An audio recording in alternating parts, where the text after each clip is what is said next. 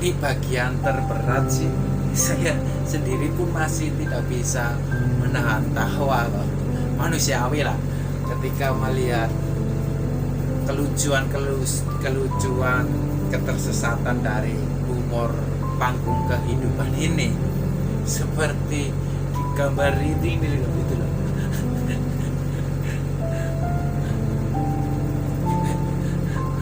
Fenomena artis hijrah itu loh. Hijrah itu makna dasarnya adalah berpindah dari tempat A ke tempat B. Kalau di zaman sekarang hijrah itu sering disebutkan atau diidentikan dengan istilah perpindahan pemahaman dari yang dianggap salah itu loh ke pemahaman baru yang dianggap benar. Rahayu, Rahayu, Rahayu Mardika nang ning ing Gusti Wong Hyang Surya urip suci manunggal jati puji bekti nyawiji dharma Hyang Arko satu.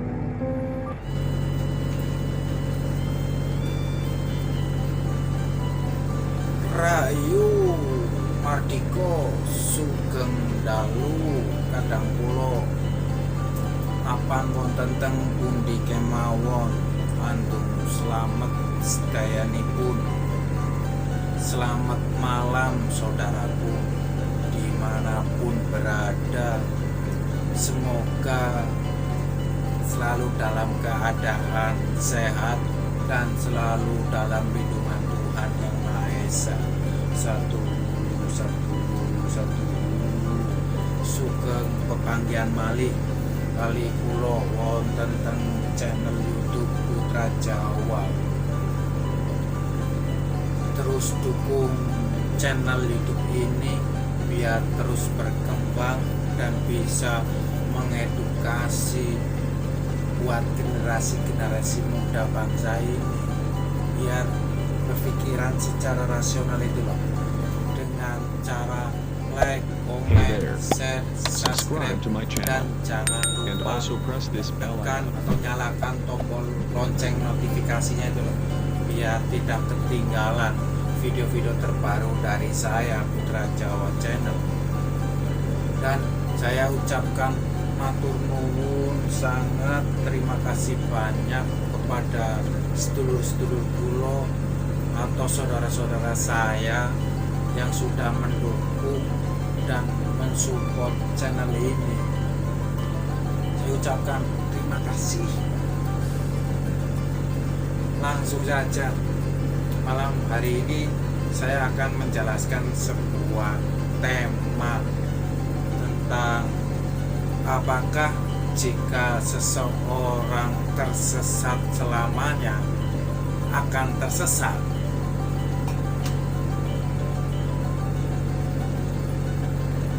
Dulu saya pernah bercerita ke guru saya bahwa dulu sebelum saya belajar spiritual, saya adalah bagian dari orang-orang yang fanatik, buta pada ajaran agama saya, dan menganggap orang di luar golongan saya tidak akan diterima amalnya dan tidak akan pernah bisa masuk surga, yang jelas itu masuk neraka gitu. Cuma jalan kamilah yang akan membawa manusia itu ke surga. Dan ketika saya mulai terketuk hati saya dengan nasihat guru saya, lama-lama saya sedikit demi sedikit mulai tersadarkan. Dan suatu saat yang agung, saya berkunjung ke tempat beliau. Singkat cerita ya ini, pertama yang saya katakan adalah jika dulu saya pernah salah mengambil keputusan hidup, apa mungkin selamanya akan salah terus? Lalu saya ceritakan semua latar belakang saya yang tersesat menjadi fanatik buta tadi itu. Sang guru menanggapi sambil tersenyum, sambil berkata, tenang saja, selama kita masih menjadi manusia, pasti akan pernah salah. Dari salahlah maka kita tahu akan benar. Tanpa pernah berbuat salah, tidak akan ada kata taubat dalam kamus bahasa. Tidak ada manusia yang selalu benar terus atau selalu salah terus di sepanjang hidupnya. Salah dan benar itu sering datang silih berganti sebagai pembelajaran hidup katanya. Ya emang benar pembelajaran hidup yang dialami bagi setiap orang, baik itu kesalahan kecil atau kesalahan besar. Kalau manusia tidak pernah berbuat salah, maka di dalam kamus tidak akan pernah ada kata menyesal atau penyesalan. Tidaklah kita lihat dalam kehidupan nyata berapa banyak orang yang pada awalnya itu baik, tapi pada akhir hidupnya buruk. Itu guru saya bilang kayak gitu. Namun ada banyak pula orang-orang pada awal hidupnya banyak membuat kesalahan, namun pada akhirnya ia kembali ke jalan yang benar. Banyak juga orang yang awalnya sering menyusahkan orang lain, namun suatu ketika berubah menjadi orang yang banyak menolong. Ya, banyak menolong orang.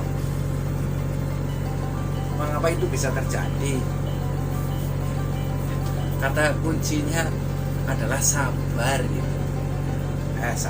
Sadar gitu. Insaf atau taubat. Sadar itu adalah kembali ke titik nol dari ketersesatan itu.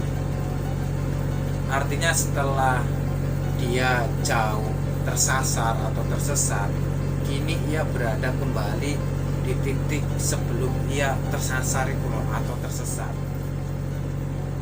Jadi kamu hari ini ketika datang ke sini adalah manusia yang sedang kembali ke titik nol, ke titik asal sebelum kamu tersasar atau tersesat. Itu guru saya bilang gitu ke saya. Maka bersyukurlah karena sadar kalau kita telah tersasar atau tersesat itu adalah awal dari segala perubahan ke arah baru yang lebih baik, awal dari kehidupan baru dalam perjalanan hidupmu ke depan. Namun berhati-hatilah dengan ilusi kesadaran, karena sekarang itu banyak orang yang merasa sadar tapi sesungguhnya malah tersesat. Dan sebaliknya, ada orang yang sudah benar-benar sadar tapi malah dianggap tersesat itu.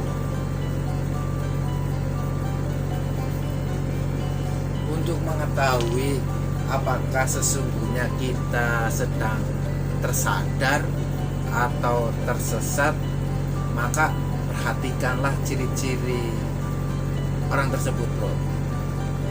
Ciri-cirinya adalah ketika orang tersebut mengatakan bahwa dirinya sadar dan ingin berubah, namun perubahannya setelah itu justru menjadi orang yang merasa paling benar itu loh, merasa dirinya paling masuk surga lah gitu.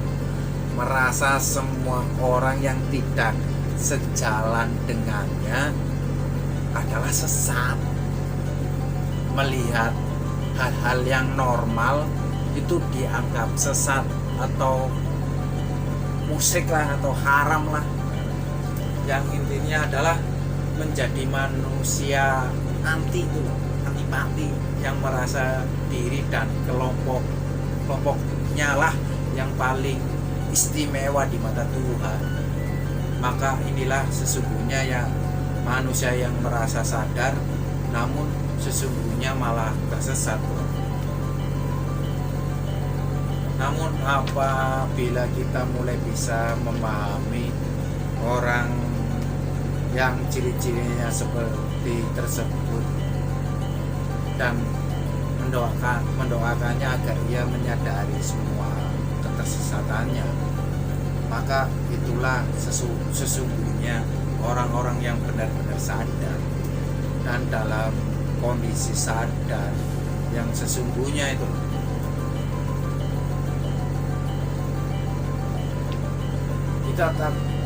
kita tidak akan pernah bisa mengubah masa lalu kita, bro.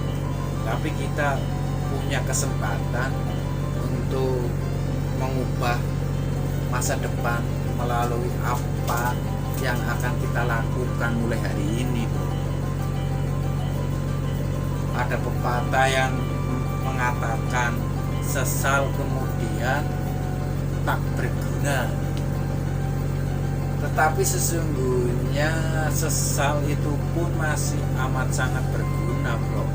Kalau setelah menyesal kita melakukan perbaikan itu loh, koreksi diri loh, sepenuh hati dan berubah menjadi orang yang baik dan bermanfaat bagi alam dan seisinya itu loh. Bahasa Inggrisnya itu blessing for all universal being, atau menjadi makhluk yang rahmatin alamin itu loh kalau di Islam. Kamu tahu arti penting ketersesatan atau ketersasaran ini, kamu harus tahu. Jadi kalau kamu pernah tersasar atau tersesat, maka jika melihat ada orang yang tersasar, jangan tertawakan ya, namun didoakanlah agar mereka bisa seperti dirimu. Nah, ini bagian terberat sih. Saya sendiri pun masih tidak bisa menahan tawa, manusiawi lah, ketika melihat kelucuan ketersesatan dari humor panggung kehidupan ini, seperti di gambar ini loh, itu loh.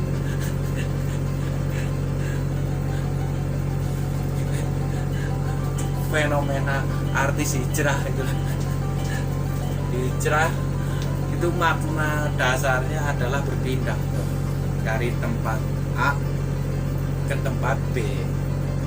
Kalau di zaman sekarang hijrah itu sering disebutkan atau diidentikan dengan istilah perpindahan pemahaman dari yang dianggap salah itu loh ke pemahaman baru yang dianggap benar. Dan sesungguhnya semua peperangan di dunia ini itu diawali dengan apabila masing-masing pihak atau kelompok merasa yang paling benar itu loh. Hati-hati, tetap eling lan waspada loh lur. Itulah pemahaman yang saat ini dimiliki oleh kelompok Taliban Timur Tengah itu loh, yang numpang di sini. Nah, sebagai berikut aku akan jelaskan kelompok itulah yang paling benar. Semua orang yang berbeda paham dengan saya contohnya dan kelompok saya adalah salah dan harus diperangi. Jangan sampai anda punya pemikiran yang kayak gitu ya guys, lur, mas, mbak, bro. Saya sendiri memandang hijrah itu adalah sebuah proses yang membuat kita bertambah sadar dari kesadaran manusia menjadi kesadaran semesta itu loh, atau kesadaran universal itu, membuat perilaku kita itu semakin baik dari hari ke hari, membuat kita semakin bermanfaat bagi orang lain, seluruh makhluk dan alam seisinya, atau kita sering disebut itu sebagai kesadaran semesta itu. Ciri-cirinya kalau kita sudah berhijrah di jalan yang benar itu adalah kalau kita menjadi makhluk hidup yang pengasih, penyayang, dan tidak lagi saling membenci. Karena perbedaan, baik itu perbedaan ras, suku, agama, atau percayaan, itu udah kodratnya Tuhan itu loh. Kalau Sang Buddha itu menyebutnya Buddhis atau tercerahkan, atau berpindah dari kesadaran manusia menjadi kesadaran semesta itu, kesadaran universal itu. Dengan ciri-ciri apabila kita menjadi manusia yang welas asih kepada semua makhluk hidup dan hanya ingin semua makhluk hidup itu hidup berbahagia. Kan pernah ada kata-kata kayak gini kan, semoga semua makhluk hidup berbahagia.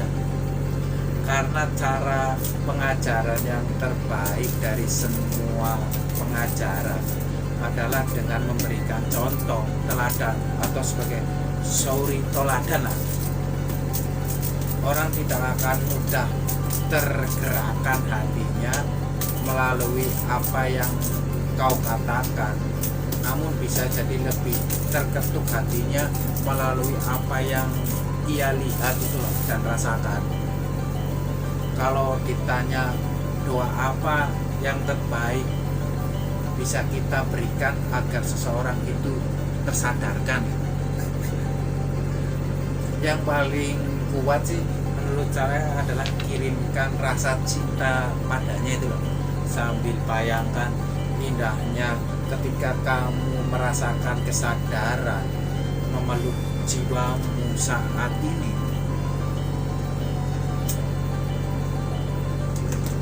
Ini juga bagian terberatnya kayak gini.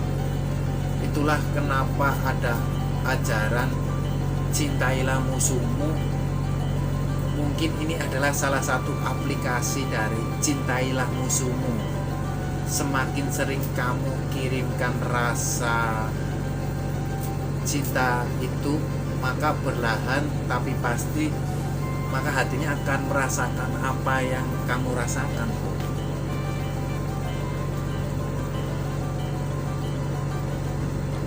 Mari kita terus belajar dan tidak pernah berhenti untuk belajar, karena kehidupan ini adalah sekolahnya, Bu. Persoalan adalah pelajarannya, dan ujian adalah syarat kelulusannya itu. Ketika kita lulus, maka kita berhak menyandang gelar, dan orang Muslim sering menyebut gelar tersebut sebagai makam. Jadi gelar atau status kita itu ditentukan ketika kita dimakamkan. Akan dikenang sebagai siapakah ketika kita dimakamkan dan setelah tiada itu loh. Saya ingat betul loh, dulu pernah saya mengunjungi makam Bung Karno di Blitar. Lalu ketika saya hening berdoa untuk beliau, tiba-tiba saya mendengarkan bisikan. Bisikannya seperti ini, coba kamu perhatikan tulisan yang tertera di batu nisan itu. Lalu saya pun mengangkat kepala saya loh. Kepala saya yang sebelumnya tertunduk dan terpejam, dan saya membaca tulisan nama I.R. Soekarno, tanggal lahir dan wafat, dan tulisan proklamator kemerdekaan Republik Indonesia.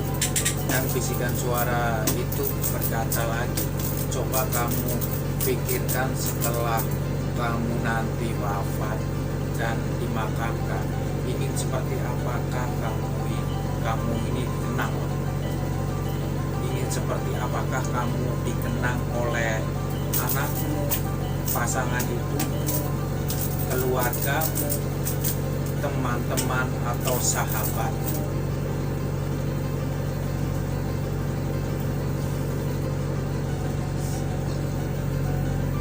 Saya tersentak dengan bisikan tersebut, dan sampai sekarang tuh masih terus mengiang-ngiang itu pesan tersebut.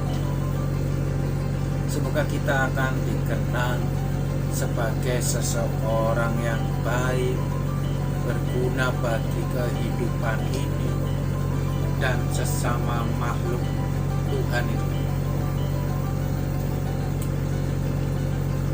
Tapi pun salam cinta dan cahaya. Semoga semua makhluk hidup berbahagia. Rahayu.